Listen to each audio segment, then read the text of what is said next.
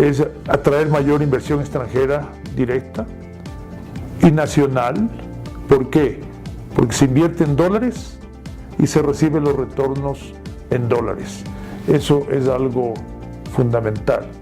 Segundo, tenemos que aprovechar ese dinero estable que nos permite, entonces nos permite hacer préstamos a largo plazo, porque con el sucre teníamos una inflación demasiado rápida, galopante, que hacía que quien prestaba en sucres, luego cuando le pagaban, no tenía, o esos sucres que le devolvieron, no tenía el mismo poder adquisitivo que antes.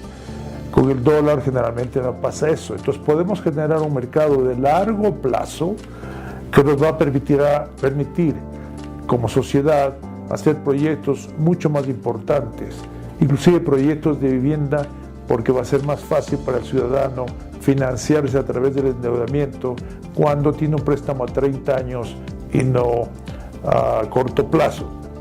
Eso es algo también muy importante. Tenemos que atraer banca extranjera. Podemos ser un centro internacional de financiamiento como Singapur, como Panamá, ¿no? Eso hará que aquí haya bancos de muchísimas partes y los ecuatorianos tengamos un financiamiento más barato, las tasas de interés serían más baratas. Tenemos ahora una gran oportunidad. El Ecuador llegó a un acuerdo con el Fondo Monetario Internacional de que va a poner los estados financieros de las compañías del Estado al día, va a hacer que les auditen empresas especializadas como manda la ley, y así los ecuatorianos tendremos mucho mayor información. Entonces, eso por un lado nos va, como digo, permitir fomentar el mercado de valores. Pero por otro lado también estamos firmando, por acuerdo con el fondo, lo que se llama EITI, Extractive Industries Transparency Initiative, que es la iniciativa de transparencia de las industrias extractivas. Eso es una iniciativa mundial basada en Noruega, ¿no?, que tiene unos estándares muy altos de cuidado del medio ambiente, de reportar todo lo que ocurre en las industrias extractivas. Hay balances al día, hay altísimos estándares de control de medio ambiente,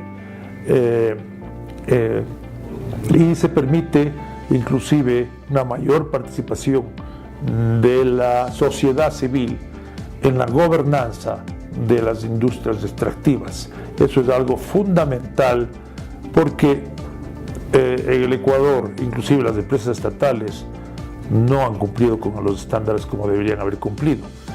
Ese acuerdo nos va a permitir subir el debate, el nivel del debate sobre la importancia de la minería, si debemos hacer o no minería, y también, y creo que va a ser la decisión que hagamos minería.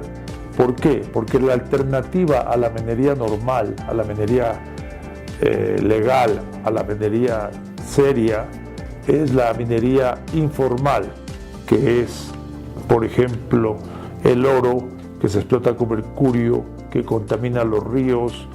El ejemplo que hemos tenido aquí de Buenos Aires, en la provincia de Imbabura, que fue una barbaridad, donde inclusive hay peligros de participación de carteles, de drogas y también de lavado de dinero. Entonces, al tener nosotros la posibilidad de que haya un nuevo fuente de ingreso notable por la minería, como tuvimos por el petróleo, creo que debemos aprender de las experiencias del petróleo y crear, por ejemplo, un fondo soberano como hizo Noruega. Yo creo que esa es la gran cosa para que los ecuatorianos tengamos dinero para las épocas de vacas flacas, para las pensiones de los y para diversificar la matriz productiva. ¿Por qué? Porque no tenemos necesidad de crear aquí, digamos, una empresa que produce autos. Podemos comprar acciones de Tesla, de BMW, así, y luego de Apple, y luego de Microsoft, etc. Entonces, cuando nos paguen dividendos o ganemos en el mercado de valores, porque será manejado por profesionales, nos van a ingresar dólares, que es lo mismo que hubiéramos hecho, diversificado la matriz productiva. ¿Para qué? Para exportar más cuestiones técnicas. Esto sería un sustituto y le permitiría al Ecuador concentrarse notablemente en aprovechar su riqueza natural y hacer la agroindustria, en la cual tiene ventajas comparativas increíbles.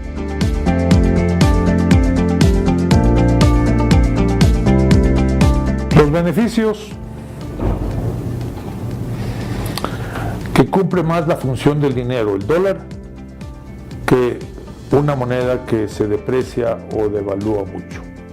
Es decir, sirve como unidad para contar, sirve como medio de transacción y sirve también para poder ahorrar, acumular, porque no se está depreciando. Cuando una persona ahorra, es con el afán, con el objeto de poder consumir o gastar más en el futuro, no menos. Pero en un ambiente inflacionario, el problema es que si uno ahorra, puede ser que en el futuro, a pesar de los intereses que le han pagado, porque la inflación ha sido más alta, uno consuma menos. Entonces, yo creo que eso es muy importante. Eso va a fomentar que los ecuatorianos ahorren más, y al haber más ahorro de los ecuatorianos habrá más inversión de los ecuatorianos, ¿no? Y eso creo que es importantísimo. Los riesgos de la dolarización son que no haya las políticas económicas complementarias para un país dolarizado. Por ejemplo, no tenemos política monetaria por decisión del pueblo ecuatoriano, pero sí tenemos política fiscal. Y lo que tenemos que hacer es evitar que la política fiscal no sea manejada de acuerdo a la dolarización y genere inconvenientes en cuanto a que se encarece la economía por el déficit fiscal, el gobierno gasta mucho, los ecuatorianos importan más, hay problemas de balanzas de pagos, hay problemas de inflación interna y cosas por el estilo. Y otro riesgo es de que se vaya a confundir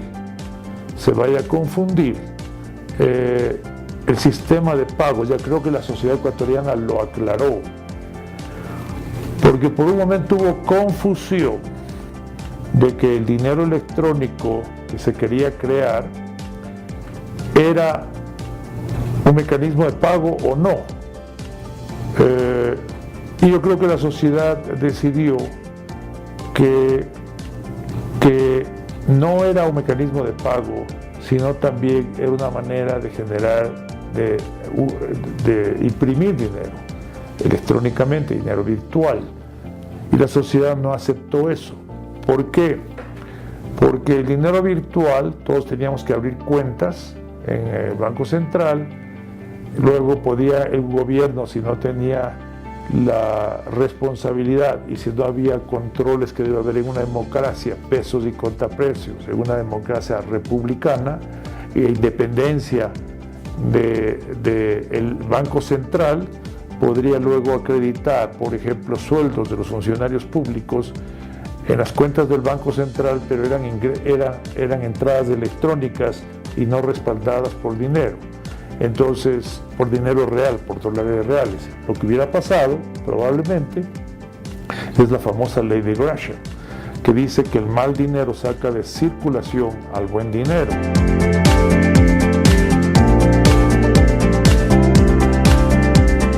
Participar mucho en el gobierno del país. La sociedad civil tiene el poder de voto, tiene que escoger bien a quienes le van a gobernar. Esa, digamos, es una manera importante de participar.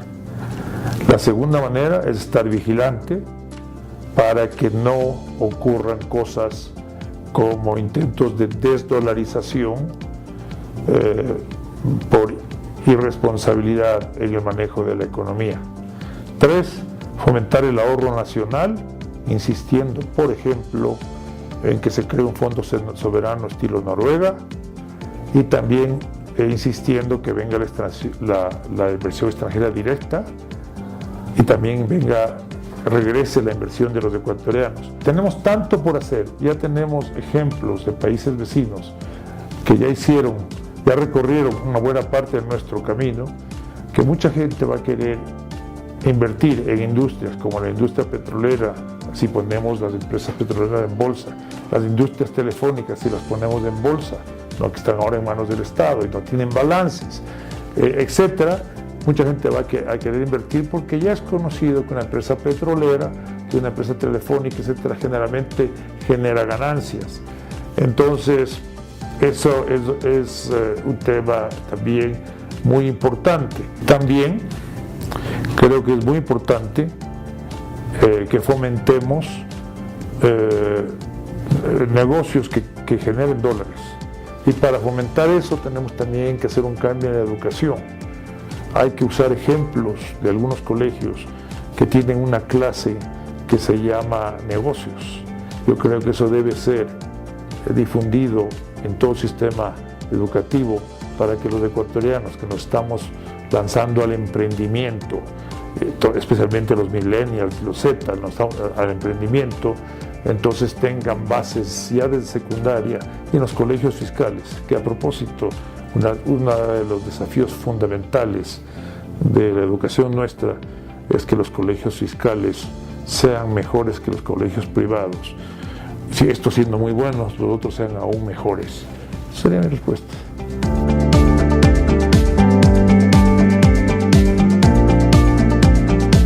El pueblo ecuatoriano decidió dolarizarse comprando dólares, usando dólares y no usando sucres. Decidió acaparar la buena moneda, ¿no?, que le estaba sacando de circulación la mala moneda que era el sucre. Entonces llegó un momento en que nadie quería aceptar el sucre y estábamos tácitamente dolarizados. Lo que hicieron los presidentes Maguad y Noboa fue reconocer un hecho. Y doy un ejemplo. En el año 2000, en Praga, en la asamblea del Banco Mundial,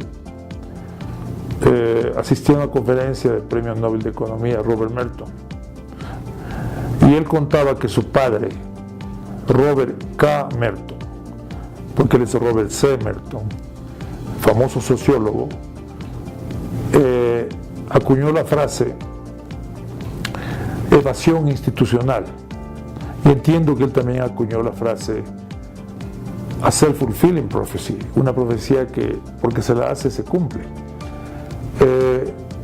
Y cuando hablaba de evasión institucional decía que las sociedades ante circunstancias dramáticas actúan de la manera que tienen que actuar, y si las leyes no son lo suficientemente flexibles o se cambian con la rapidez que se necesita, sencillamente las ignoran tácitamente. La sociedad hace algo que no es institucional, que está evadiendo la institución, que puede ser ilegal o anticonstitucional, porque esa es la necesidad. Entonces decía que, y siguió dando la charla. Cuando acabó, yo le pregunté, profesor Merton, el Ecuador tiene sucres, la moneda en la Constitución, y se dolarizó. Eso es un ejemplo de evasión institucional. Me dijo, muchísimas gracias, usted me ha dado un mejor ejemplo del que yo tenía. Es importante tomar en cuenta como una lección de que las instituciones deben ser lo suficientemente flexibles para adaptarse a las realidades que se van presentando en la vida de una sociedad. En el 2008 no se incluyó la moneda en la Constitución como debe ser, obvio, no la incluyó, y desde ahí ya la dolarización se puede decir que es constitucional. Yo creo que la dolarización ayudó mucho al país para mantener una estabilidad política.